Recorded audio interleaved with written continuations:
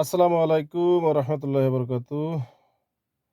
আমার প্রাণপ্রিয় প্রবাসী ভাইয়েরা, আশা করি সবাই ভালো আছেন।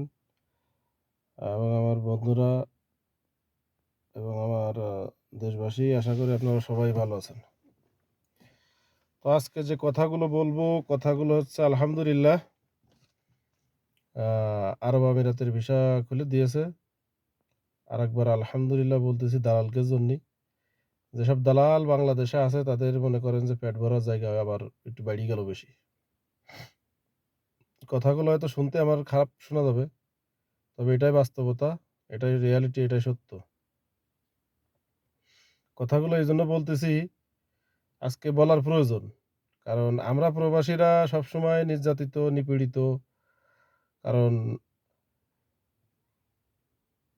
কাগের কাছে আমাদের মনের কষ্টগুলো বলবো?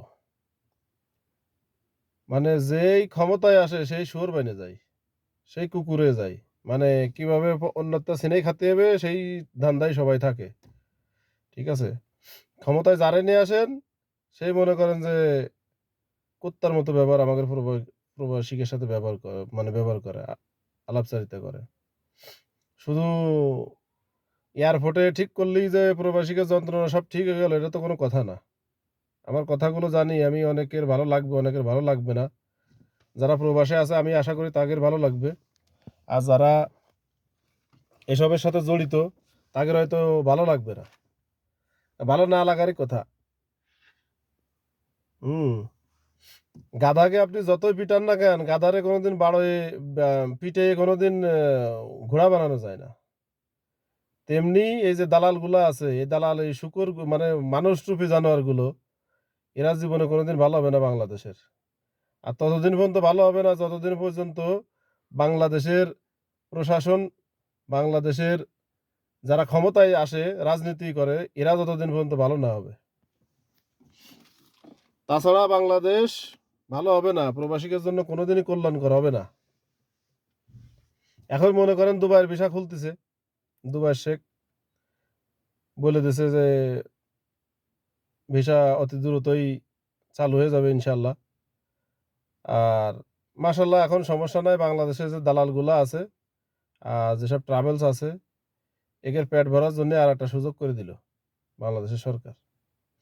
আমার প্রশ্ন হলো, বাংলাদেশে যারা ক্ষমতায় আছে, এই যে আসিফ নজরুল, আমার প্রশ্ন আপনার কাছে, আমি আপনার উদ্দেশ্য করে বলতেছি, আপনি তো বড় বড় গল্প দিয়েছেন, প্রবাসীকে জ্বালায় বুকটা আপনার হাহাজার মানে হাহা করে গেছে, বুকের ভিতর বলে সবসময় আগুন ধরে থাকতো। এখন সেই আগুন কোথায় গেল ভাই? না এগুলো খালি ক্ষমতা পাওয়ার জন্যই, ক্ষমতার লোভে এই সমস্ত করেছেন বাংলাদেশে? আমার আপনারা দেখতে মন চাচ্ছে না এখন। কারণ এখনো সৌদি আরবে আসতে একটা লোকের ৫ থেকে ৬ লক্ষ টাকা, ৭ লক্ষ টাকাও খরচ করে আসতেছে। আপনি প্রমাণ চান আমার কাছে? হাজার, হাজার প্রমাণ আছে আমার কাছে। প্রমাণ চাইলে আমি দেব প্রমাণ। কেন? ইন্ডিয়ার থেকে কি আমরা কোন জায়গায় কমা আছে নাকি? ইন্ডিয়ার লোক বিদেশে আসতে গেলে সর্বোচ্চ ১ লক্ষ টাকা তাদের খরচ হয়। আমাকে ১.৫ লক্ষ টাকাই লাগুক। ১.৫ লক্ষ টাকাই আমাকে লাগুক। কিন্তু সেই জায়গায় ৫ লক্ষ টাকা কিসের জন্য লাগবে আমাদের? একজন প্রবাসী যদি ১.৫ লাখ টাকা খরচ করে বিদেশ আসে, তার বেতন যদি ১৫০০ টাকা হয়, ১৫০০ রিয়াল হয় এদেশে, তাতেও কোনো সমস্যা নাই। ৩ মাসে তার টাকা, ৩ মাসে ৪ মাসে তার টাকা উঠে যায়। আর একটা লোক যদি ৫ লক্ষ টাকা খরচ করে আসে, ৬ লক্ষ টাকা খরচ করে আসে, এই জায়গায় এসে ১,০০০ টাকা, ১,২০০ টাকা, ১৫০০ টাকা বেতন হয়। কত বছর লাগবে? কত বছর লাগবে একটা প্রবাসীর এই টাকাগুলো উঠাতে গেলি? ৫ লক্ষ টাকা, ৬ লক্ষ টাকা উঠাতে গেলি খায়ে খরচে? হ্যাঁ? আমার আপনার কাছে প্রশ্ন থেকে গেল। আপনি তো বড়, বড় কথা বলেছেন আওয়ামী লীগ সরকার ক্ষমতায় থাকাকালীনই, যে আপনি হ্যান করবেন, ত্যান করবেন, ক্ষমতা পাইলে আপনি বাসে চড়ে যাবেন, ট্রেনে, লোকাল ট্রেনে চড়ে যাবেন। কই আপনার তো আর চেহারাও দেওয়া যায় না ভালো ভাই ক্যামেরার সামনে। আপনি যে প্রবাস মন্ত্রণালয় নিয়ে বসে রয়েছেন, আইন মন্ত্রণালয় নিয়ে বসে রয়েছেন, আপনি কোন আইনটা পাস করেছেন? কার বিরুদ্ধে কার বিরুদ্ধে অ্যাকশন নিয়েছেন? আমি তো আজ পর্যন্ত দেখলাম না। কিংবা বাংলাদেশের তো কোনো লোক দেখতেছে না। হুম? তো আপনারা এই সমস্ত মিথ্যে আশ্বাস দিয়ে আর মিথ্যে কথা বলে কিসের জন্য মানুষকে বিভ্রান্তি করতেছেন?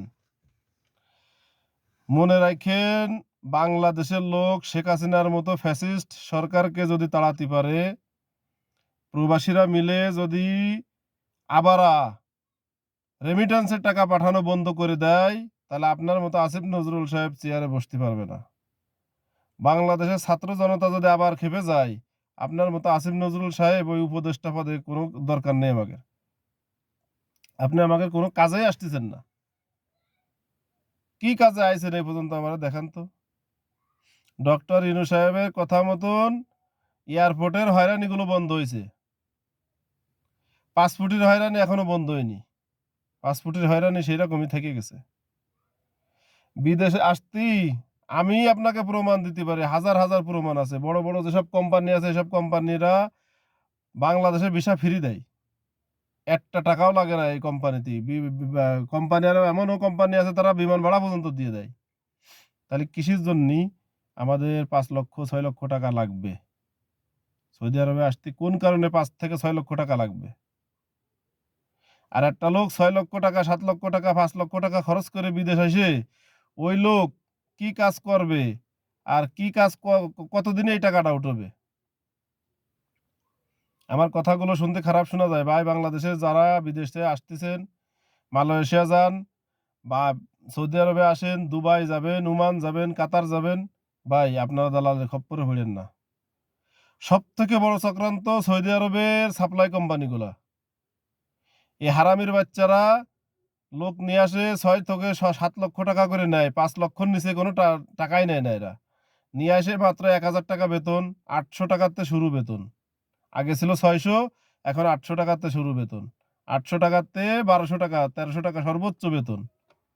আপনি একটা জিনিস চিন্তা করেন, আপনারা গুণ দেন যে 1300 রিয়াল আপনি বেতন পেলেন, আপনার তো ওভার টাইম সেবাটা পাইবেন না, পাইবেন কিনা তাও আমি জানি না। ওভার টাইম ধরেও যদি 2 ঘন্টা ওভার টাইম করেন নাই, আর পাশে মাসে আর 200 টাকা কি 300 টাকা আসলো আপনার ডিউটি অনুযায়ী, 1500 টাকায় ধরেন মাসে বেতন। আপনার খানা খরচ আছে, আপনার মোবাইল বিল আছে, আপনি এদিক ওদিক গেলে নিজের সিগারেট খাইলে নিজের একটা পার্সোনাল বিল আছে। তো এইগুলো হিসাব শেষ করে মাস শেষে টাকা দাঁড়ায় 1,000 টাকা আপনি রাখতে পারবেন না।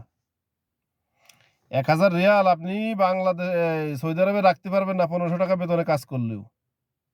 তাহলে 1,000 টাকায় আপনার বাংলাদেশে কনভার্ট করে আসতেছে বর্তমান 32,000, ধরেন 33,000 টাকা। এই 33,000 টাকা হিসাব করে আপনি হিসাব করেন, হিসাব করে আইসে মনে করেন যে কয় বছর লাগবে আপনার এই টাকাটা উঠতে। আচ্ছা, এই টাকাটা উঠবেন 5 লক্ষ টাকা 6 লক্ষ টাকা ধরেন 2 বছর মেয়ে উঠলেন, এই 2 বছর সম্পূর্ণ আপনার বৃথা, একদম জলের সাথে চলে গেল জীবনটা আপনার। আজ যদি খোদা না খাস্তা, বেশিরভাগের সব থেকে বেশি সমস্যা আছে বাংলাদেশের, যে এই দেশে বর্তমান লোক নিয়ে আসতেছে, নিয়ে আসে আকামা বানাই দিচ্ছে না। 3 মাসের আকামা ধরায় ছাড়ে দিচ্ছে আপনারে, আপনি এবার যা করতে পারেন তাই করে বেড়ান কি। এই সাপ্লাই কোম্পানিগুলোর এই আছে সমস্যা। তো ভাই আমি বাংলাদেশের যেসব ভাইরা বিদেশ আসছেন তাদের পায়ে হাত দিয়ে বলবো, তাদের পায়ে ধরে বলবো, ভাই আপনারা 5 লাখ টাকা খরচ করে বিদেশ আসেন, সৌদি আরবে আসেন, কিন্তু আপনার নিজস্ব যদি কোনো লোক থাকে, আপন ভাই থাকে, আপনার চাচা থাকে, আপনার মামা থাকে, আপনার খালু থাকে, আপনার চাচতো ভাই থাকে, আপনার মামাতো ভাই থাকে, এরকম লোক যদি আপনার নিজস্ব ক্লোজ, একদম ক্লোজ লোক যদি থাকে, তাদের মাধ্যমে একটা ভিসা নেন, নিয়ে সৌদি আরবে আসেন। আইসে আপনি মাসে কিছু না হলেও 2,000 টাকা ইনকাম করতে পারবেন, সর্বনিম্ন সর্বনিম্ন 2,000 রিয়াল কামাতে পারবেন। তাতে খরচ খরচা বাদ দিয়ে মাস শেষে আপনি 50,000 টাকা বাড়ি চোখ বুঝে পাঠাতে পারবেন। সবকিছু বাচ্চার দিয়ে আপনি চোখ বুঝে মাসে 50,000 টাকা পাঠাতে পারবেন। আর যদি আপনার নসিব ভালো হয় তাহলে আর একটু বেশি ইনকাম করতে পারবেন। তো বাংলাদেশের লোকের আসলে আমরা অনেক কথা বলার ছিল, ভিডিও অনেক বড় হয়ে যাবে। ইনশাল্লাহ আমি নেক্সট ভিডিও আবার বলবো এসব বিষয় নিয়ে। আপনাদের পায়ে হাত ধরে বলতেছি, আপনারা যারা বিদেশ আসতে চাচ্ছেন তারা এইভাবে বিদেশ আসেন না, এই দালালের খপ্পরে পড়ে বিদেশ আসেন না ভাই। সব থেকে বেশি সমস্যা আমাদের যুব সমাজটা, তাদের জীবন জৈবন সব ধ্বংস হয়ে যাচ্ছে এই বিদেশে এসে। হাহাকার করে কাঁদতেছে, হাজার হাজার লোক কাঁদতেছে। কেউ মাজলায় ঘুমায় থাকে, কেউ ওই মরুভূমির ভিতরে ঘুমায় থাকতেছে, কেউ ওই পেঁয়াজের ভুঁইতে ঘুমায় থাকতেছে, কেউ খাজুর বাগানে ঘুমায় থাকতেছে। এই বিভিন্ন প্রকারের জায়গায় মানুষ বর্তমান আছে সৌদি আরবে, বিভিন্ন দেশে আছে এই ধরনের লোক। সো সবাই বি কেয়ারফুল, সবাই সাবধান। আমার সাবধান করার দায়িত্ব, আমি সাবধান করে দিচ্ছি আপনাদের। আপনারা যারাই বিদেশ আসেন, কোনো ট্রাভেলস কিংবা কোনো এজেন্সি কিংবা কোনো দালালের খপ্পরে পড়ে বিদেশে আসেন না। আসসালামু আলাইকুম ওয়া রাহমাতুল্লাহি ওয়া বারাকাতুহু। আল্লাহ হাফেজ।